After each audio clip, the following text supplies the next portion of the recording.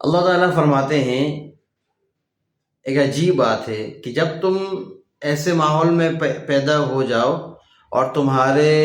چاروں طرف اس طرح کے ماحول ہو، جب تم ایسے ماحول میں گر جاؤ اور چاروں طرف سے تم ایسے ماحول میں پڑ جاؤ کہ چاروں طرف ہی گناہ ہو، تم اپنے آپ کو گناہوں سے بچا نہیں سکو، اپنے زبان کو گناہوں سے بچا نہیں سکو، مسجد میں بھی بیٹھیں تب بھی زبان پہ قابو نہیں، اس کی برائی اس کی برائی، کہیں باہر نکلے تو آنکھوں پہ قابو نہیں، کہیں جائے تو اپنے جسم پہ قابو نہیں، ہر طرح سے گناہ ہی گناہ۔ ایسے ماحول میں اگر تم پڑ جاؤ جس سے کہ آج کل دیکھ رہے ہیں ہمارے ماحول ہے، جس طرح کہ آج ہم جس ماحول میں ہیں اسی طرح سے ماحول ہے، تو اللہ تعالیٰ فرماتے ہیں تو مجھ سے اس طرح دعا مانگو، ربنا آتنا من لدنک رحمہ وہیئ لنا من امرنا رشدا۔ تو اللہ تعالیٰ فرماتے ہیں کہ میں تمہاری اس طرح مدد کروں گا، میں تمہارے کو گناہوں سے اس طرح بچا لوں گا کہ تم سوچ بھی نہیں سکتے،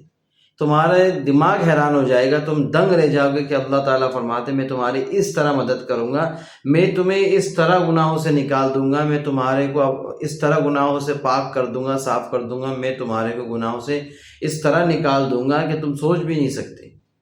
تو اللہ تعالیٰ فرماتے ہیں کہ مجھ سے اس طرح دعا مانگو، ربنا آتنا من لدنک رحمہ وہیئ لنا من امرنا رشدا، اے اللہ ہمارے لیے آسانیاں پیدا کر دیجئے اور ہمارے لیے ہدایت کے راستے کھول دیجئے۔ اللہ تعالیٰ نے خود ہی بتایا ہے، خود ہی الفاظ سکھا دیا کہ ان الفاظ کے ساتھ تم مجھ سے دعا کرو۔